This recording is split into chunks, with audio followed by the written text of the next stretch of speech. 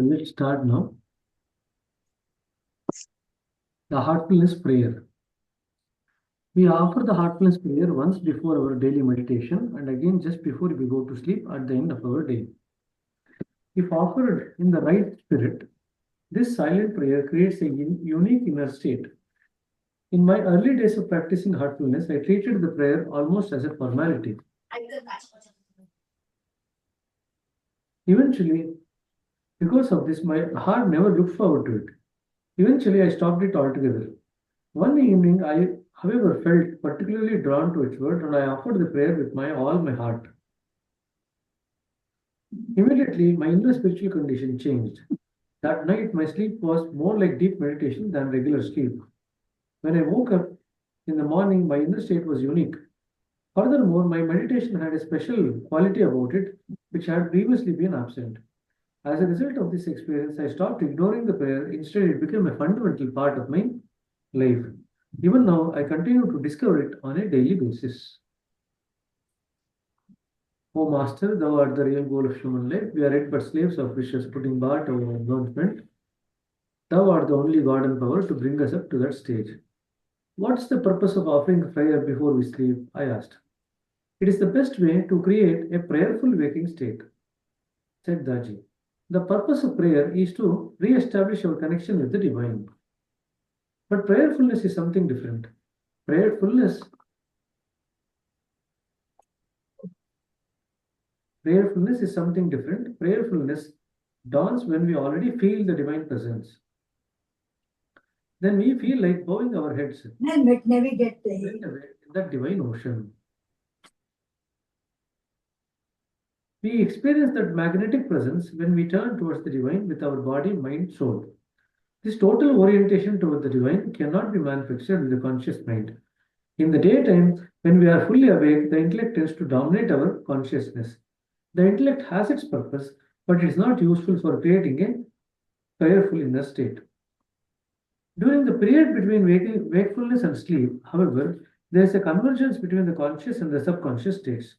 The curtain is kind of temporarily lifted and now the two can meet.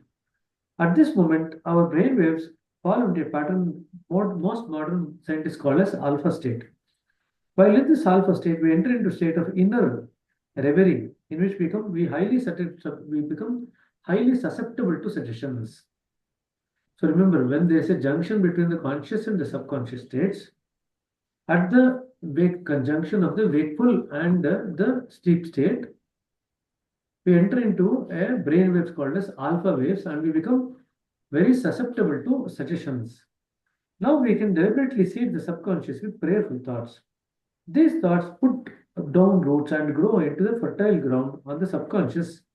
Just as seeds germinate underground when they are hidden away from sight, our prayers germinate and grow in the obscurity of our subconscious before bursting forth into the wakeful awareness. In this way, we can seed prayers into the subconscious and harvest a prayerful waking state. This is exactly how we do when we also do the thought of constant remembrance. The same process can be used for constant remembrance also. But we must offer the prayer with feeling. The subconscious knows only the language of feeling, you see. Now, what is the organ of feeling? Can anybody say? Heart. Heart. And now see what Daji is saying. The subconscious knows only the language of feeling.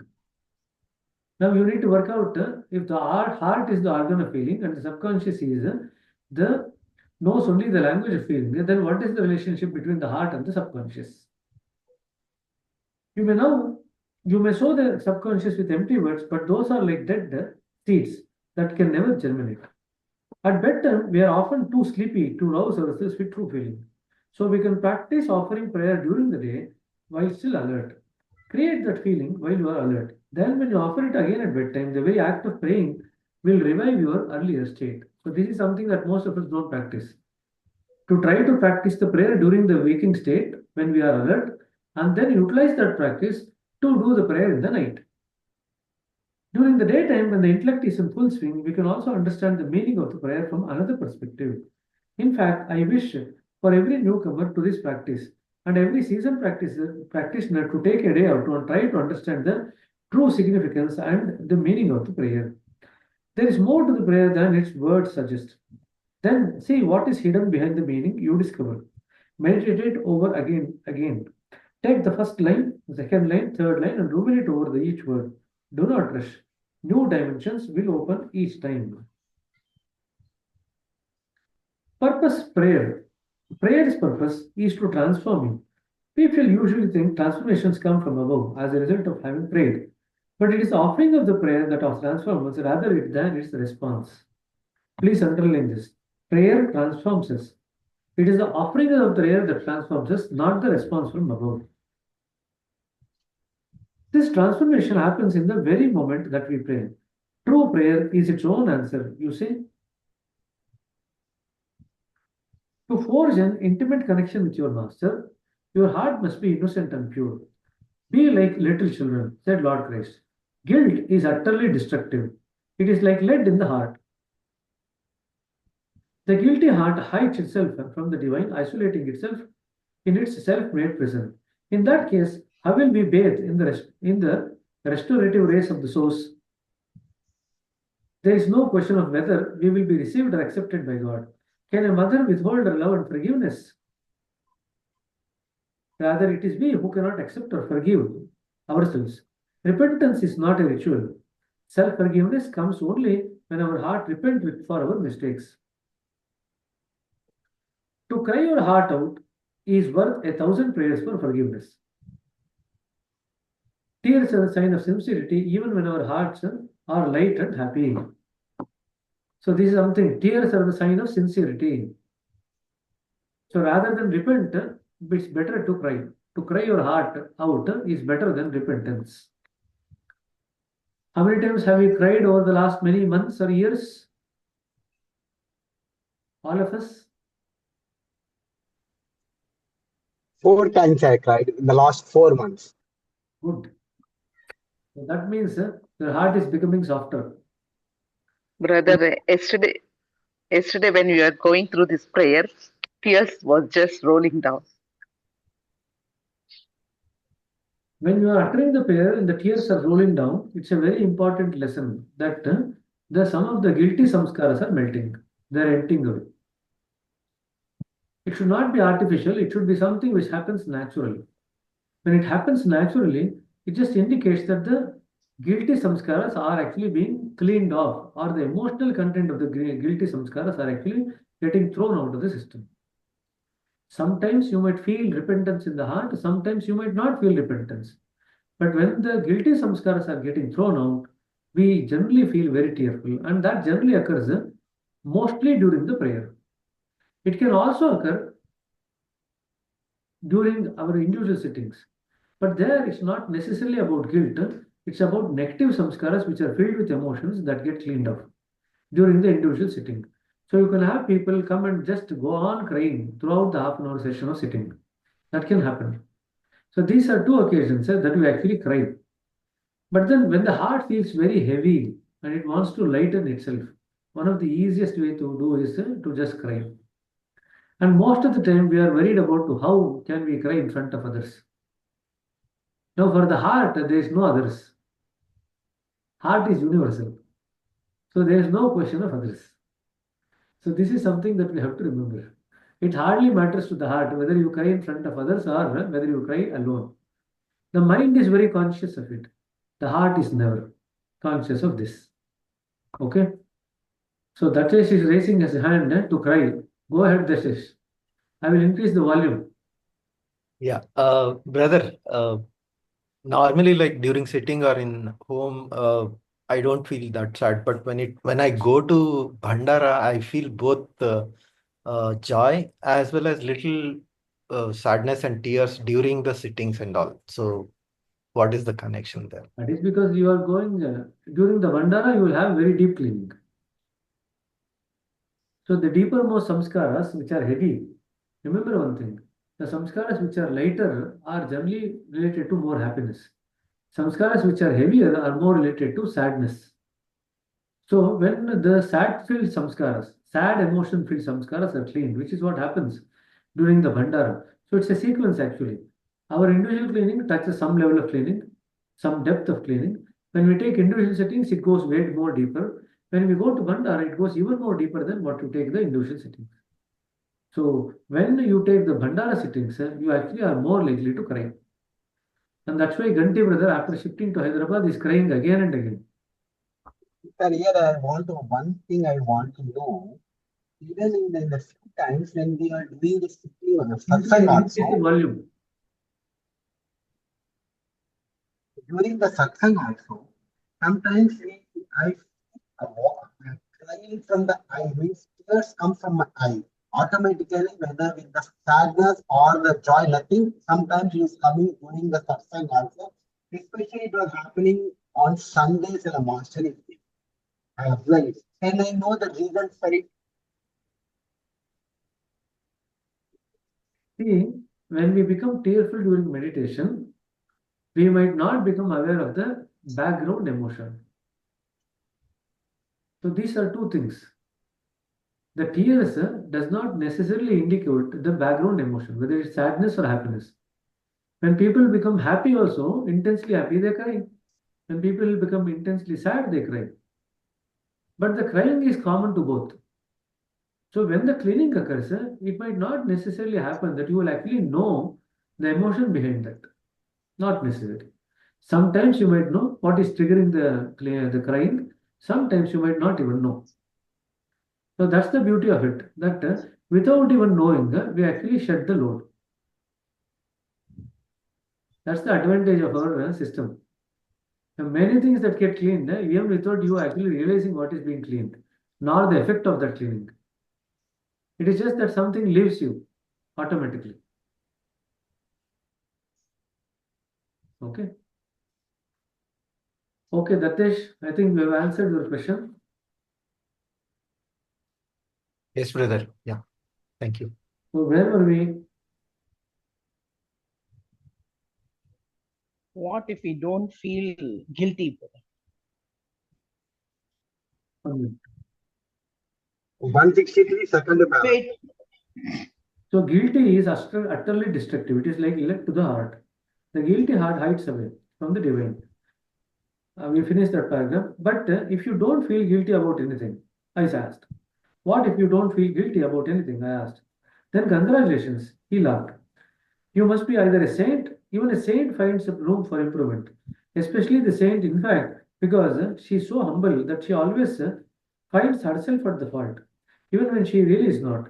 As we become more receptive to the voice of the conscience, we find that it holds us accountable for smaller and smaller matters. Even at the subtlest hint of a wrong thought, we find that the conscience pricks. So at night, scan your heart and see where your conscience is pricking you. See where you feel uncomfortable and find out the reason. Without such introspection, there is no possibility of improvement. On the other hand, the notion of self improvement is paradoxical. When there is self, there is no improvement. If you introspect with ego, thinking that I will correct myself, it cannot work. Too much of your I is present. In prayer, on the other hand, your heart is empty, simply droops in surrender, and you leave everything to the higher being. So that's why prayer done at the level of the mind cannot produce the results that the prayer at the level of the heart can do. You leave everything to the higher being, saying that, please, thy will be done. What is needed is a mixture of introspection and surrender, a friendly pact between you and God. Through prayerful introspection, you discover your defects, but rather than resolving to correct them yourself, you relinquish yourself and invoke the higher help. So you require two things: the prayer, the introspection, and surrender. So first you introspect to find out what the defects are, and then you surrender to the God, to the higher force. Of course, it would be better to avoid making the mistakes day after day, hour after hour. It is said that a fool recognizes the mistake in retrospect. An intelligent person recognizes it during the act, but a wise person knows beforehand and avoids it. How can we know beforehand? I said, with prayerful alertness. To what? I asked. To the signals that emanate from your heart and guide you from within, he said. If you maintain this attitude throughout your daily affairs, wisdom will positively flourish. So, an attitude of prayerful alertness. Wisdom will flourish because you start tapping into the signals coming from the heart.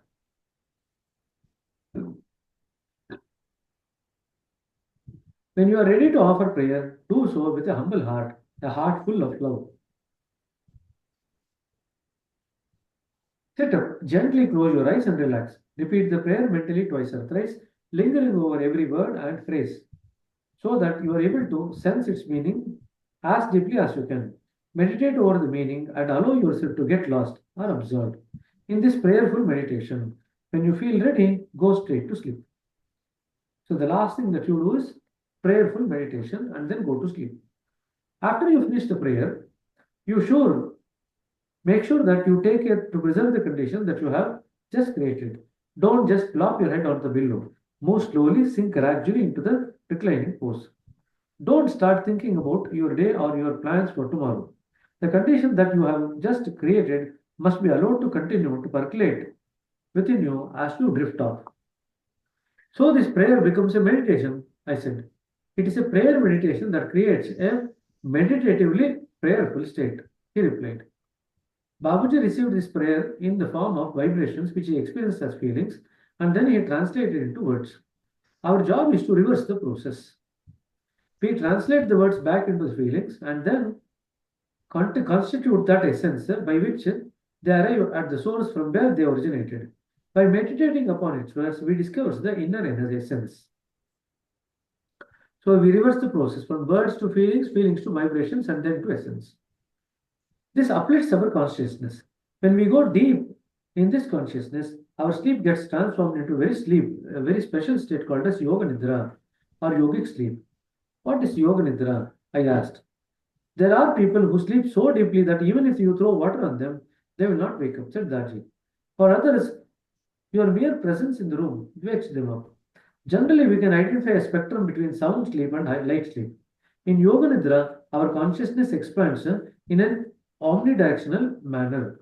While moving towards deep sleep, it simultaneously expands towards wakeful awareness. So please underline, while moving towards deep sleep, it also expands towards wakeful awareness. As a result, we are in both states simultaneously. While sleeping deeply, we are also profoundly awake. So in Yoga Nidra, we are able to expand consciousness rather than just deriving only physical and mental rest. So if you are expanding consciousness in Yoga Nidra, you are actually growing spiritually even while you are sleeping. In other words, if prayer is used properly, you are going to spiritualize the entire sleep. In fact, just look at this paradox. When we meditate for half an hour, 1 hour. But sleeping, normally we sleep between 6 to 8 hours. Now, which is better for our spiritual journey? Meditating for half an hour, 1 hour, or spiritualizing sleep that anyway you are going to make for about 6 to 8 hours. In that way, spiritualizing the sleep has a lot of benefits. Sometimes you can say that where it's more than the meditation. So one of the easy tricks to do is actually teach people the prayers and ask them to utter the prayer sincerely before going to bed and after getting up from bed. In that way, you are bracketing the sleep with the prayer at both the ends. Once that happens, over a period of time, the entire sleep becomes spiritualized. And that actually hastens our journey. It has an impact on the meditation also, it has an impact on the cleaning also subsequently. But much more happens in that state. In fact, a yogi can work in other locations, in other dimensions, in other times. Astral travel also takes place where the physical form does not limit your work. Yoga Nidra is the best situation for all this to occur, but it's a matter for personal experience rather than discussion.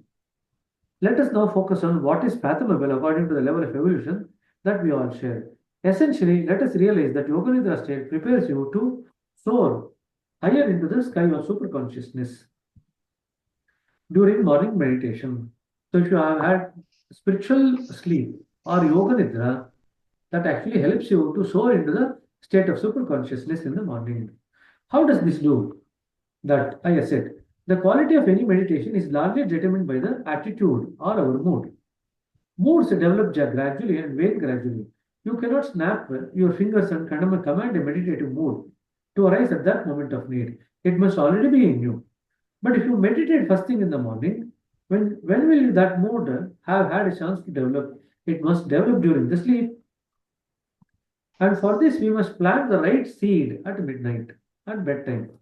Yes, said Gaji. The bedtime prayer triggers a prayerful consciousness filled with anticipation to unite with the source.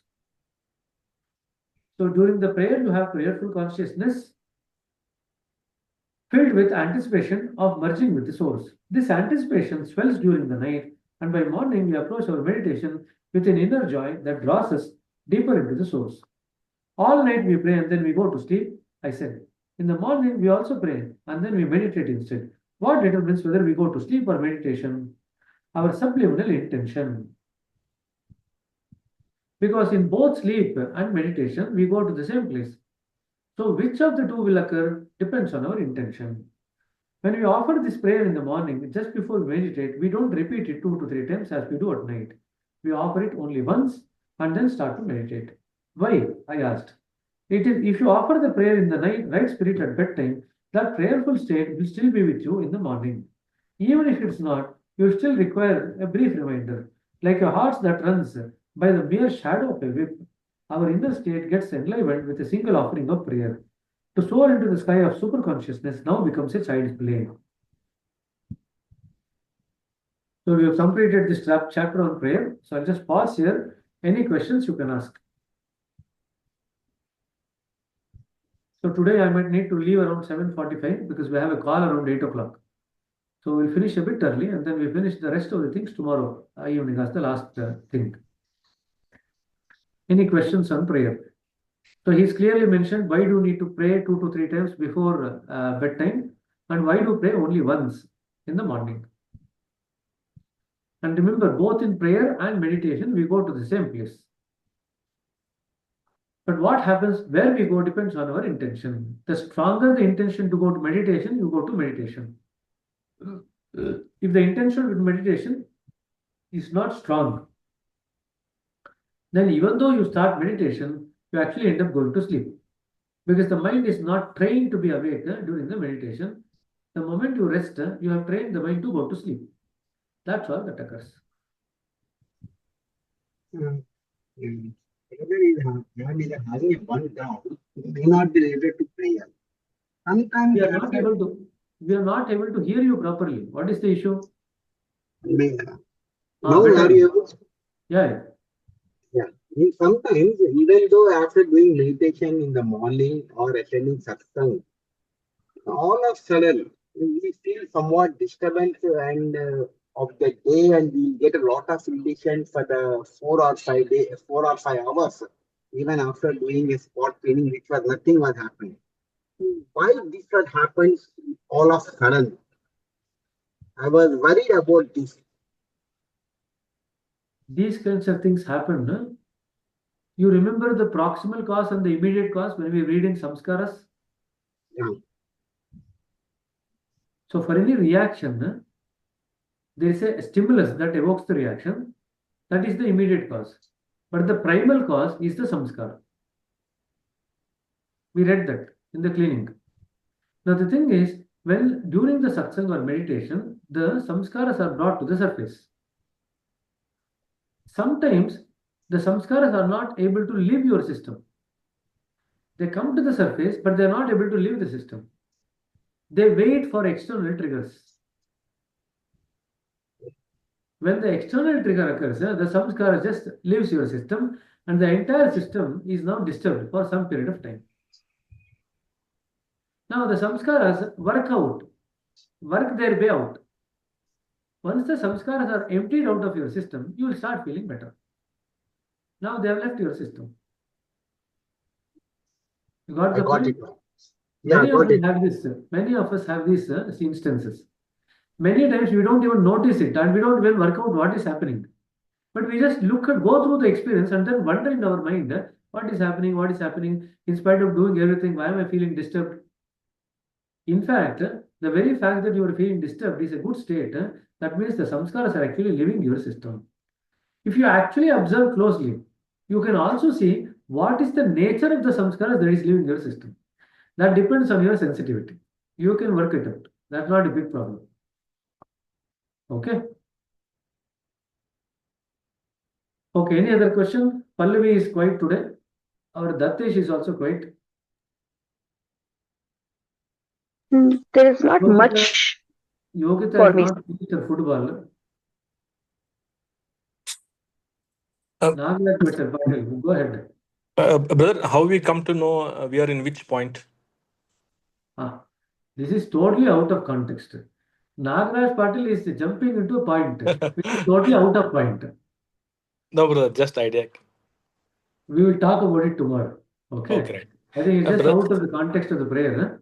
ah, But if you actually do the prayer correctly, you will actually move from point to point at a much faster rate. That much you can actually remember. If the prayer is done appropriately, we actually lighten our burden of the heart very much.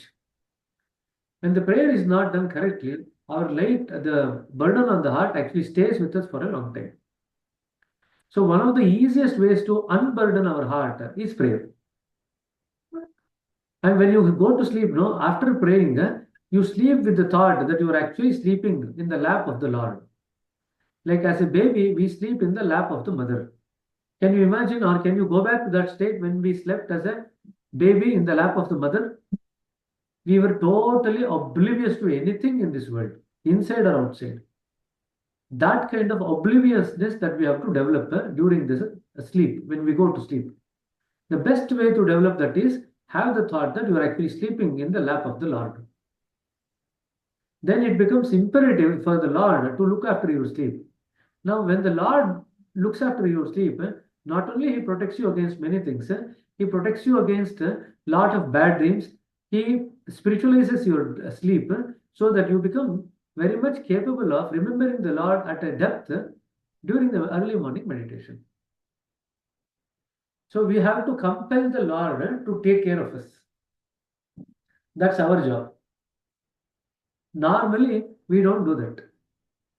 We look at the Lord as we are a grown-up child.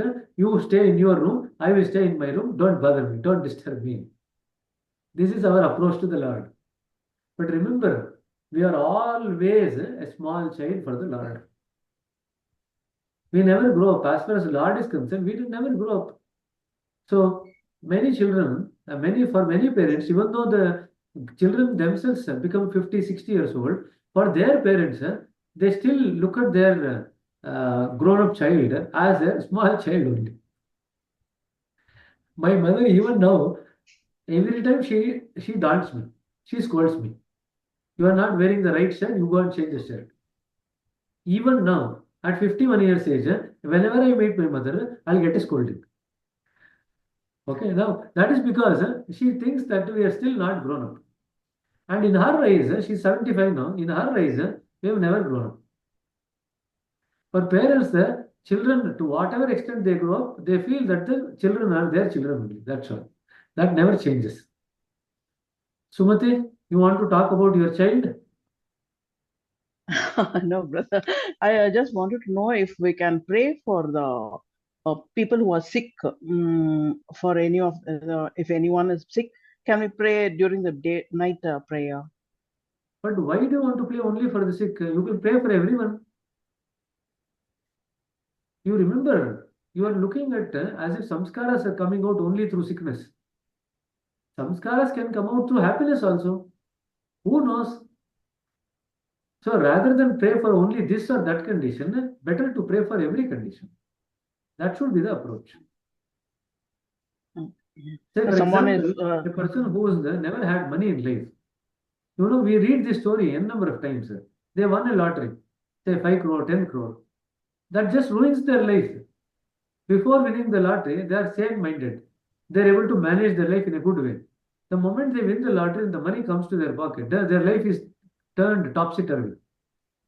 They don't know how to handle their life. They start falling into the trap of alcoholism, drugs, gambling, every kind of thing. So it Money is not makes at many all things. good. So that's the reason.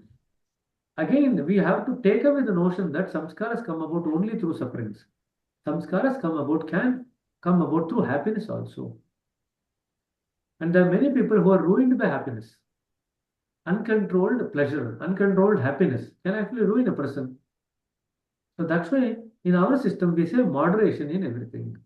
Moderation in anger, moderation in happiness, moderation in sadness, moderation in everything. No moderation in guilt though. Don't become guilty unnecessarily. No moderation in guilt. Please remember. Every other thing you can moderate. Yogita, you raised your hand, and before the referee could blow the whistle, you went out of the field. Hey, you answered my question, brother. So See how we all get the same questions. Can you see that? Many times, one person get a question. By the time that answer is completed, other person's answer is also completed. This is the beauty of spirituality. In other words, why are we able to do so? Our heart is working in resonance. When the heart is working in resonance, you don't need to utter the question. The heart will still go ahead and answer the question, even before you actually utter the question. That's the beauty of spirituality. That's why we can actually transmit any condition to the heart of an Abhyasi.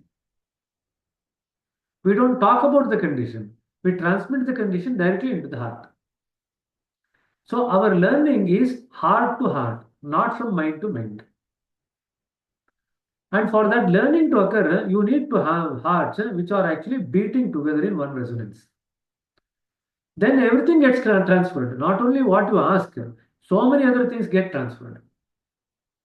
Okay? So that is the reason why you should not miss these kinds of book reading sessions. So many things get transferred, not just your question and answer. Got the point?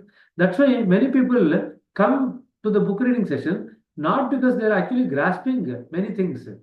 Some people might grasp, some people don't grasp, but still their heart feel very nice, very content, very happy. And for that feeling of the heart, they actually come and join the session. And that is very, very important. So Nagaraj brother said, I only come because I see that you are struggling. Why should I not struggle? Yes, brother. Yes, yes. So, We'll also put our efforts, brother. exactly. No, that's a good thing. But then not only the efforts, irrespective of what happens in the exam, your heart would have gained a lot. And that is what is necessary. And I'm giving you this instruction now, or suggestion. After you pass the exam and become a preceptor, there will still be many sessions. So don't miss out on the sessions thinking that you know everything now or you have learned enough. This is just like you have just finished 10th standard, that's all. If you clear the exam and actually get trained in the preceptor training, you have just finished 10th standard. I'm actually being very generous when I say 10th standard. I can say you have just learned the alphabet of preceptor work, not even words, just alphabets of preceptor work. And most of the people that they think that after learning the alphabet, they know Shakespeare. That is how people generally tend to misunderstand. In Khana, your heart is prepared and connection is given, and you are taught 1 or 2 days of training how to do preceptor work. That's all. That is like a baby nursery class. After you come back here, you still have a long way to go to grasp many techniques, what technique to apply when, how to actually wait for the results to manifest, what are the things that you need to follow up with the Abhyasi in order to see whether that is manifesting or not. Because the work should be done anonymously. You cannot say, brother, I have induced a peace condition today. You come and tell me how peaceful you felt over the course of the week. That is not going to work. The moment you say that, that fellow is going to throw your peace off. He's going to make the peace. Got the point? So, the art of working as a preceptor is very discreet, anonymous. So, you have to work in an indirect referential way. You do the work on the heart directly, but the follow-up should be indirectly. Never ever ask a direct question. Okay? So, that should be the art of the work. Okay? See, you are all getting trained even before you actually pass the exam. And that shows that we are pretty confident that most of you will pass the exam. It's all right because you have put in a lot of effort and your heart condition also would have changed over the last 1 year. And that's why many people will be crying because the heart would have become softer. You will see that it's only during this time your heart is soft. When you go to Khana and come back, After that, once you come here and start doing your work, the heart goes back to its original rustiness. It does not stay soft because you are exposed to the normal bombardment of day-to-day life. And when the heart is bombarded by normal variations in the day-to-day life, it tries to protect itself, and during the process of protection, it actually becomes a bit rusty, a bit more harder than what it was during Kanha. This is what happens to everyone. Okay, so everyone who comes back from Kanha says that was the best time of my life. I'll tell them, see, during that time you were treated specially, very special. Every day they'll be given sweets. Even during their fasting, they'll be given so much liquids that nobody in their house they will bother to give them. They'll be pampered like anything. So then I'll tell them, you go back to the next bandara and just attend a normal bandara and see what happens then. Nobody will even bother to look at them. Then they start suddenly falling on the ground. Arey, what happened? Last time we were treated like this, now they're treating us like this. That is the actual reality. The pampering that you get when you go for preceptor training is not reality. It is artificially created reality for the sake of pampering you, to make your heart conducive for the work, to prepare the heart. But once you are out of the pampering, the heart goes back to its original state. So pampering can also create condition in the heart, remember. So if you are used to pampering children and grandchildren at home, please be aware of this. Pampering creates conditioning. It also creates a condition. It also creates conditioning. So Vidya sister, for you, it creates a condition also. It creates conditioning also. Okay, and that is what we work as psychologists and psychiatrists. Yes. Okay. So Thank no other question. So Pallavi sister is engrossed deeply in prayer now. Listening to you, entering into the inner reverie. Kana versus daily life. Exactly. No, Kana during the perceptor training, that is different. At other times, Kana is Kana only. But during the perceptor training, it will be slightly different from other times. So just keep that in mind. And that time will not even come even when you do the refresher perceptor course. After 3 to 5 years, you can do the refresher course. Even at that time, you don't get the same condition. Okay? So it's like So you are marrying first time. confident. No, it's like marrying first time. If you get second time, third time married, you will not have the same condition. Dattesh, see, I the am moment getting I said, confident. Pallavi, listen here. The Oh. moment I said you can marry second time and third time, Dattesh raised his hand. There.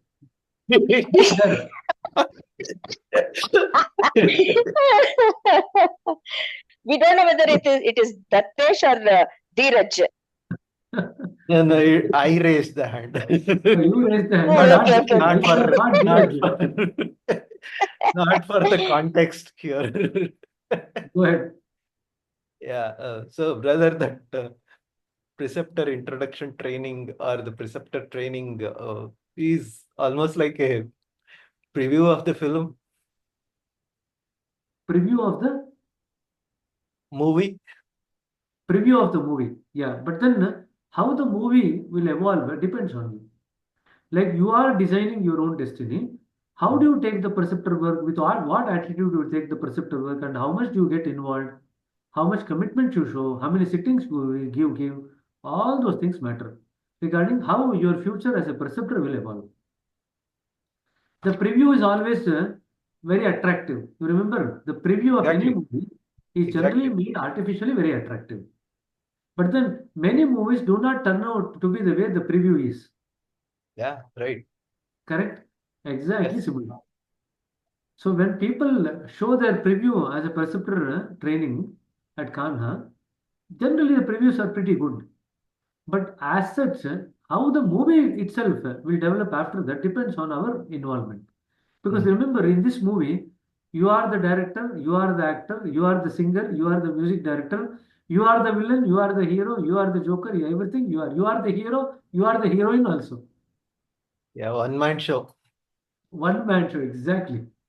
Mukhabhinaya, mono acting. You are everything. One man army. One man army, correct. Okay. So it's a very interesting thing though, how we actually all develop, because after having seen last few batches of SNP candidates, we have seen quite a few variations regarding how generally come back and then behave, how they actually interact with people after they finish their training and come. There are people who become more humble, there are people who become more arrogant, there are people who become, who think that they have learned everything, there is nothing for them to learn, they're all equal. So all kinds of approaches will be there depending on the samskaras that we carry. Now that is again a play of the samskaras. It's nothing to do with the person at a conscious mind level. The samskaras creates those states. But as and when those samskaras are cleaned off, provided they continue as abhyasis, then their condition again starts to change for the better. So that's an important thing. That is the reason why Daji was talking about introspection. Introspection and self-reflection is the key for our journey. So it is quite possible as a human that we can err. We can become arrogant. We can become egoistic. Why not? But then if we are always self-reflecting and if we are always introspecting, the heart will always give you indication that this path that we have taken is in the wrong direction. And then that gives us a chance to mend our ways. So whether as an abhyasi or a preceptor, we need to keep looking at our hearts. Like we keep looking at our lover if we love somebody. Right? Where do you keep the lover? You tell me that. Where do we keep the lover? In the heart. In the heart, no? That's why we Heart. keep looking at the lover. Now a little confused, brother. No, Duchess is confused. At his age, should he keep the master in the heart or lover in the heart?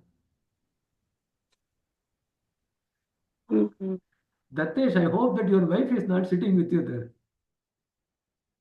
Oh, no, brother. So that means you are spared. That's all right then. So Dheeraj is also there. There. He's there. That's okay. He'll grasp only small components of what comments you are making. That's all right. No, no, Okay. he's a chupa Rustam. Exactly. Next time we have to catch up with Dheeraj and ask his opinion. What was going on in his mind? Then Dheeraj will answer. Brother, you asked the wrong question. You should have asked me what was going on in my heart. Then I would have answered you. Hello then. We'll continue with the role of the Guru now. Okay, the last chapter in this book. So we have another half an hour. Let's see where we can go. Throughout my conversation with Daji, he often made mention of two gurus, Daji, Babuji, and Chariji. However, most of our references were in passing, and I felt that without a deeper examination of the role of the guru, our discussions would be incomplete. Your gurus obviously had an enormous impact on your life, I said. Would you say that it is necessary to have a guru in order to evolve in spirituality? First, let us understand what is guru, said Daji. Then you decide whether or not he is necessary. Okay, I said. Then what is a guru? That's also up to you, he replied. At what layer do you accept him? To some, having a guru is a mere formality. To others, the guru is a teacher. To some, he is the teaching itself, its embodiment, living example. And then there are those people for whom the guru is the very essence. Really, the guru is all of these. So this could be a question for you. What is the role of the guru? The guru's role can be all of this.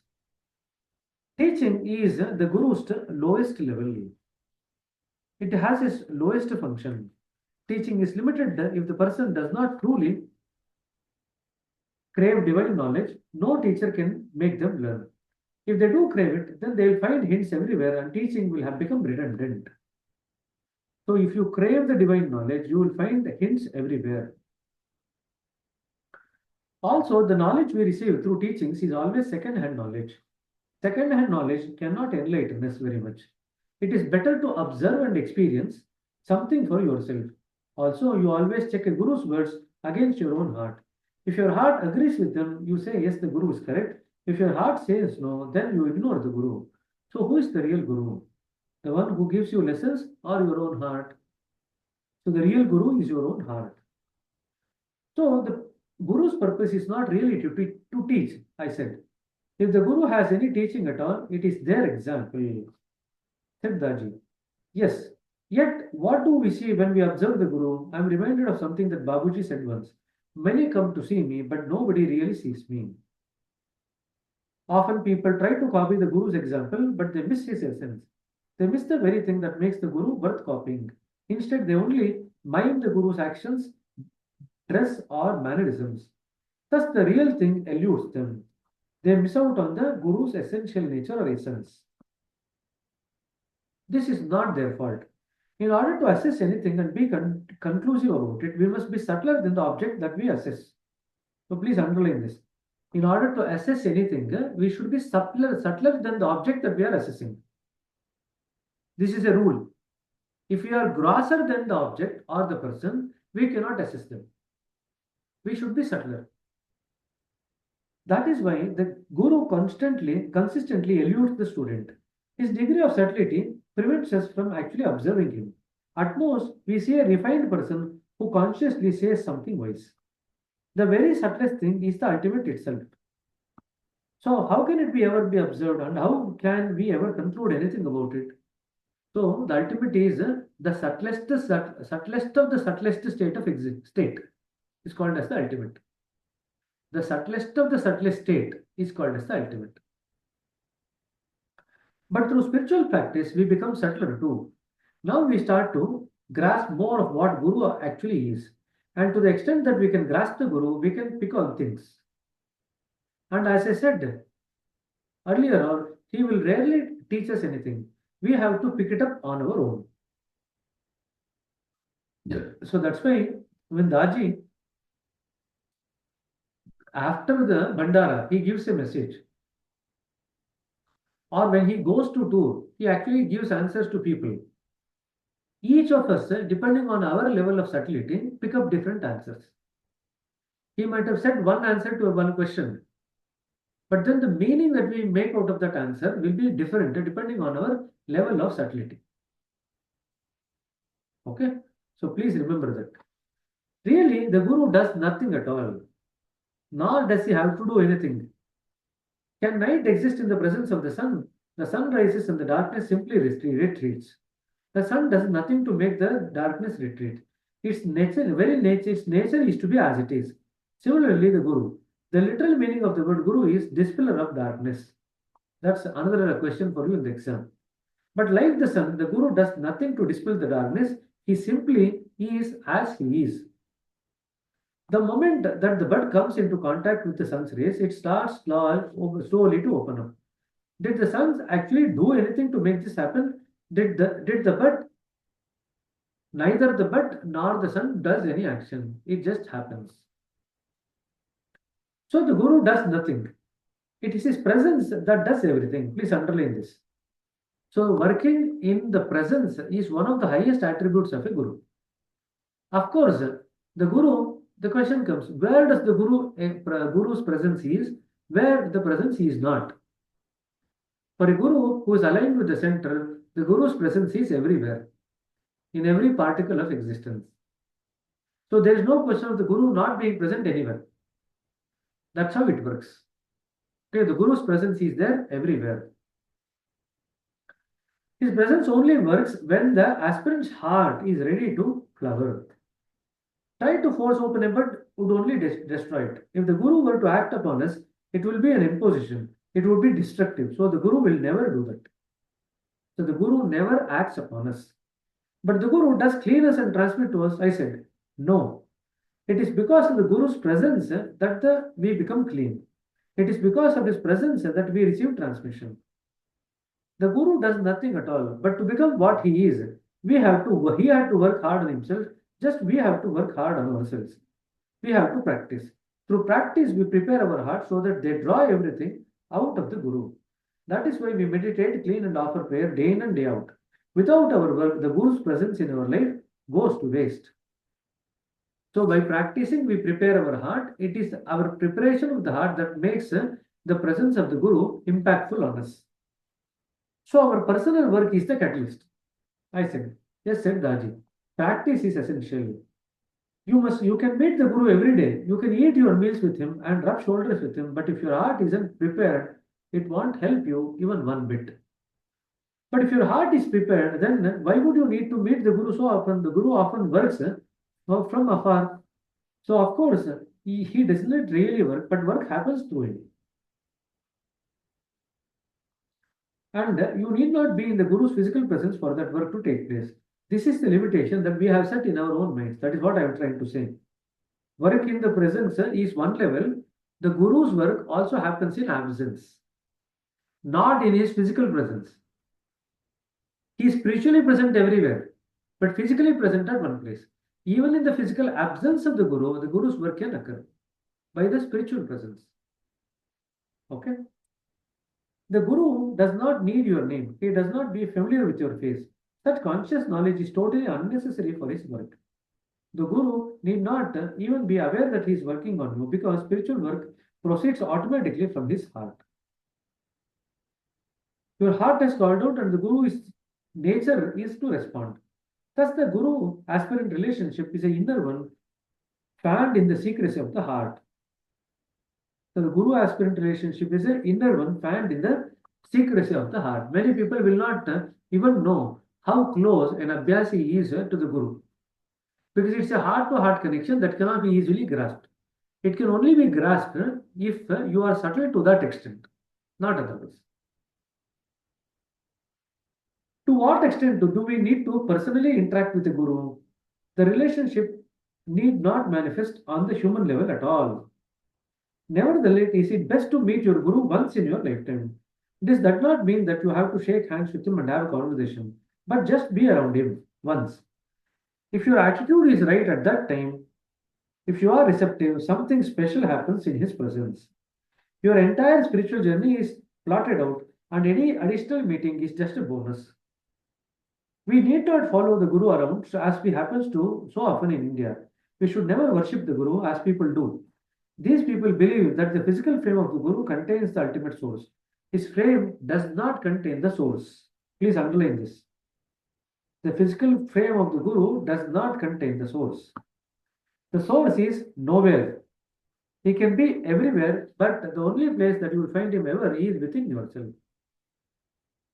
The purpose of the essential external Guru is to lead you to the inner one, the divine self, which guides and inspires us.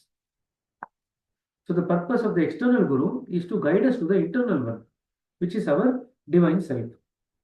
And it must be a living Guru. A Guru from ages past cannot help you. Can you illuminate a room with a flame that has been extinguished? All that remains is their teachings. It's their book knowledge. So we need a living example, I said.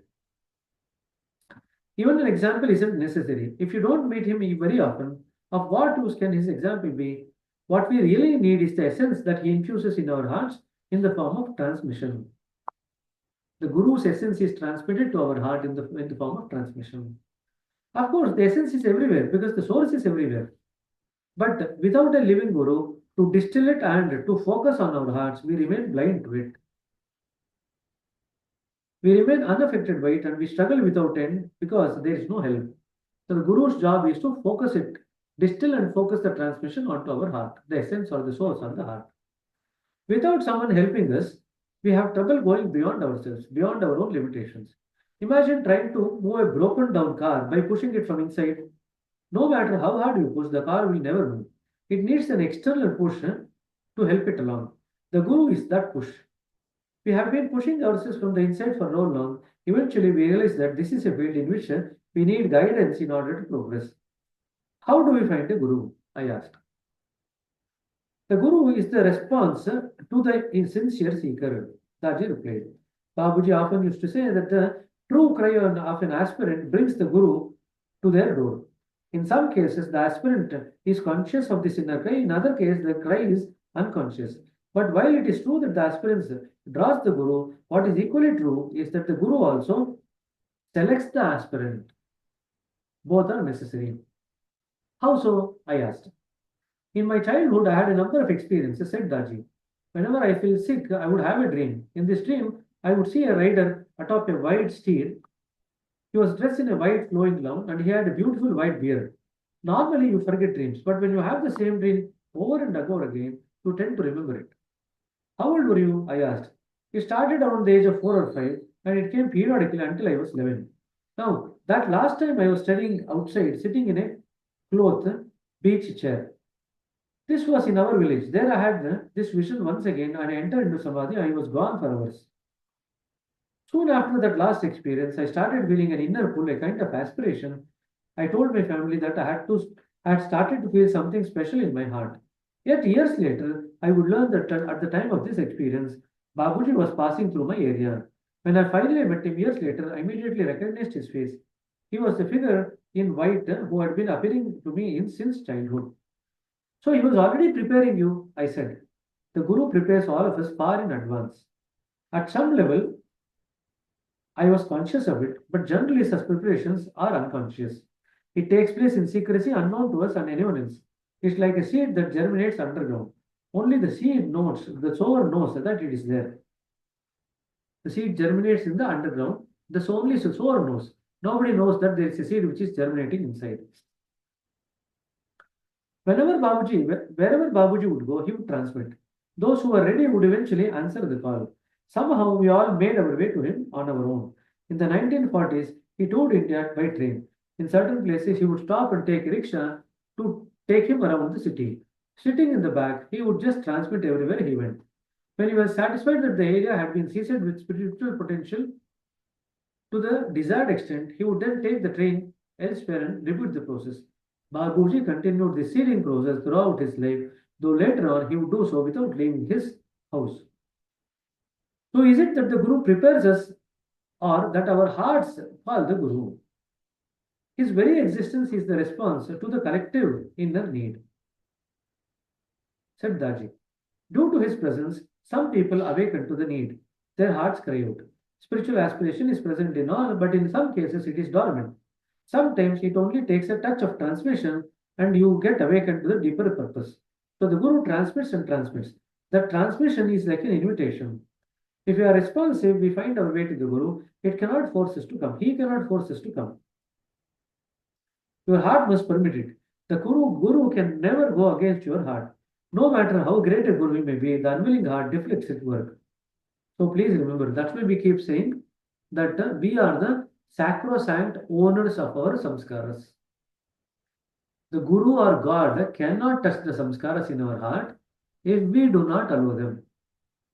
Only when we allow them, the work can occur, not otherwise. Okay? That is why it is not possible to enforce inner change. That there must be willingness on the part of the aspirant. Only then can the Guru's work bear fruit. In the relationship between the aspirant and the capable Guru, the aspirant is the deciding factor, never the Guru. Please underline this.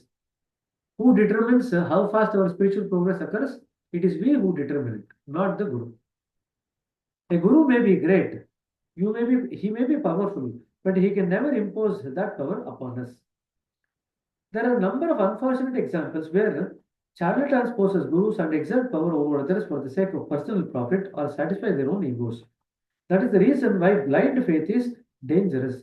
We should only put our faith in someone when they have already proved themselves to be trustworthy and capable. Faith only comes when we see a pattern of results, never before. It should never be blind. But how do you recognize a guru? In the first place, I asked, there are no outward signs, said Daji. A true guru will never show up. You can know a zebra by its stripes and a leopard by its spots, but a guru, anyone who can put on the ropes and grow a beard, such external features are meaningless and therefore unnecessary as well. A guru may be tall or small or short, his experience may be regal or nondescript. He may be well educated, even illiterate, he may be articulate, he may fumble upon his words, he may be wealthy, he may be pauper. He learns nothing from the Guru's outward attributes. The only deciding factor is the Guru's inner spiritual dimensions. But how to determine this? If you are to be able to comprehend the Guru's inner state, you might even not even need a Guru. That means you have become more subtler than the Guru himself. Why do you require a Guru? Then what is the way to test him? I asked him. When your soul, in its wisdom, finds the person who is right, you will feel peace and calmness in your heart, said Daji. It may come immediately or after starting your spiritual practice, or it may come after some time, but it will come. When this is the case, know for sure that this is the one who can guide you. But how for long? For how long do we need to practice before we find this peace and calmness? Well, it depends on you. In my very first sitting, I knew that I had found what I was looking for. For others, it may take few weeks, for others, few months. You see, some people need time to be convinced of their own experience. Not convinced of the Guru, convinced of their own experience. But how can you tell if it's a wrong person? I said, your heart will start doubting. Said Daji, of course, the mind will always have few doubts, but its nature is to question everything. But when your heart is restless and heavy with doubt, know that this person is not for you. Heart is restless and heavy with doubt. Know that this person is not for you. Conversely, when your heart is satisfied, then don't go on entertaining mental doubts forever. Now it is time to settle down in your practice and work on yourself. But you always have the right to leave your Guru if you are unsatisfied. There are no trepidation about parting ways with your Guru. The Guru has no right to expect discipleship. He has no right to be followed. Aspirants always retain the right to sever their connection with the Guru. For the Guru's part, he should always assist the aspirant to find someone better than himself if he is unable to take the aspirant any further on the spiritual journey. In 1961, one aspirant came to Babuji. This aspirant already had a Guru, so Swamiji, as he called him. However, at Babuji's presence, he had a better experience. So he wrote a letter to Babuji saying that he had a problem. He wanted to take Babuji as his Guru, but at the same time, he did not want to betray his Swamiji. I have Babuji's reply to that letter. Daji disappeared in his bedroom and returned in a minute later. I will read you one paragraph then from Babuji's reply. He said, Babuji writes, as far as I am concerned, please consider me as your servant. Keeping the house clean by sweeping out the garbage. Consider me as the servant and Swamiji as your master. I have no hesitation in assisting you or serving you. Also wish you to keep paying the wages of the service to Swamiji. So even though Babuji is doing the service, you can pay the wages to the Swamiji. This is what he says. Also, Daji continued, in my personal experience with Babuji, I never found him to comport himself as if he was a guru or master. Rather, he seemed to regard himself as someone who has become completely insignificant. I am reminded of one instance when a big government official came to visit him. The official got off the train at Shahjahanpur and found a man there to receive him. Without a word, the official handed over the luggage and the two of them proceeded by rickshaw to Babuji's house. Now, this official was rather large and he had a lot of luggage too. So there was not enough room on the seat for the two of them. So the official sat on the seat and the other man sat on the rickshaw floor. When they arrived at Babuji's house, the man took off the official's luggage and brought it into his house. Later, the official went to pay his respects to Babuji. There, he received the shock of his life. He saw the same little man sitting in Babuji's chair. Now it dawned on him that Babuji had personally received him at the station. He had taken Babuji for a servant. You know, there is one Sanskrit word called as Mahatma. Maha means great, Atma means soul. Mahatma means a great soul. Often, the term is applied honorifically. In some cases, it is even self-applied. So that's why I said horrifically. It can be honorifically and then it can be horrifically. Well, Babuji disliked the word very much. He said that a true Mahatma had no greatness, but rather he is totally insignificant to himself and to the world and to everything. He is absolutely humble. If you ever think that you have become great, you are dragging your own greatness. You are digging your own grave. A true Mahatma is one who claims nothing, who promises nothing, who becomes nothing. Please underline this. You will get a definition about Mahatma in your examination. That's a very commonly asked question. Who is a Mahatma? But such figures are often neglected in favor of disingenuous or deluded gurus who wield charm, charisma, or petty miracles to secure disciples for themselves. A guru should never even entertain the idea that he is a guru. If this feeling enters into his heart even once, I think he becomes immediately disqualified for the job. Really, a guru should consider himself to be something even less than a servant. But instead, we tend to find so many self-proclaimed guru. You know, I never heard Chariji refer to himself as anything rather than as a disciple of Babuji. And Babuji, he was so humble that the word I seemed to confuse him. So we'll just finish this last paragraph and then end it for the day, coming up to 10:49 for 7:40. You see, not many really know what a guru is. It seems that people are content to call someone a guru if he simply puts on the archer robes or if he displays knowledge of ancient texts or speaks wise words. Many gurus don't even give you a practice. They may give you a few exercises, but their work stops there. There is no continuous inner contact. Really, it is like being abandoned by the side of the road. Can such gurus trigger the spiritual journey and keep us moving until we reach the far off shore? Can they clear the way of the inner intricacies and complexities that ensnare us and bar further progress? Can they weaken the restless tendencies of the mind and infuse noble qualities in the heart? Can they remove our samskaras, load? There are also many other things that the guru must do in order to ensure our safe arrival at the destination. Ultimately, the guru bears the responsibility for the spiritual progress of each aspirant under his care. He must answer for each one of them, to his own guru and to nature itself. So the guru is answerable to his guru and nature, two people. I think this nature will impose a heavy penalty on any guru who is unable to or unwilling to fulfill their desires, these duties. It is better to have no guru at all than to have a useless or malevolent guru. And there are also gurus who get jealous if a student exceeds them. Should a parent ever be jealous of their children? It is every parent's dream to see their children exceed them. Similarly, a guru will not be satisfied with taking you beyond yourself. He wants you to take you beyond himself. He wants you to rise to the very pinnacle of evolutionary heights, the pinnacle of that keeps getting higher and higher. So spirituality will also grow higher and higher. Don't be under the impression that whatever has been written till now is the highest. Spirituality will grow further. It has to evolve further. Like every other field grows, spirituality also grows. What do you mean by that? I asked. What was considered the greatest spiritual attainment 1000 years back cannot compare to today's possibilities. And what is possible today may be nothing compared to tomorrow's possibilities. So spirituality keeps evolving? I asked. Yes. In the time of Copernicus, for instance, the idea that Earth revolves around the sun was something new. In those days, it represented the very best of modern scientific understanding. It was the cutting edge.